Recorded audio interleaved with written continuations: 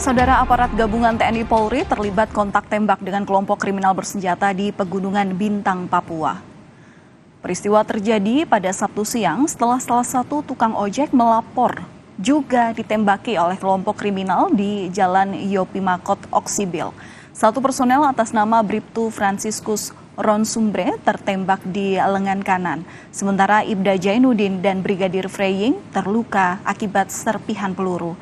Pasca penembakan, Kapolres mengimbau warga untuk tidak bepergian sendiri atau keluar dari kota Oksibil.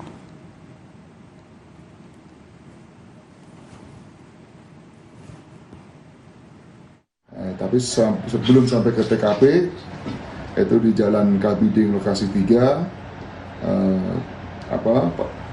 aparat kita diserang saat itu dari hutan sebelah kanan lah, sehingga ada kontak senjata. Terus anggota kami dari Polres Intelkam atas nama Bribtu Franciscus mengalami cedera pada lengan kanan belakang bagian atas.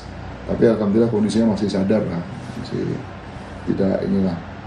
Kemudian setelah itu saya tadi menyusul untuk ke lokasi, dan Pak Wakil dan korban anggota tadi kita evakuasi lah ke Polres, kita beri pengobatan. Dan alhamdulillah sementara sekarang ini masih aman terkendali.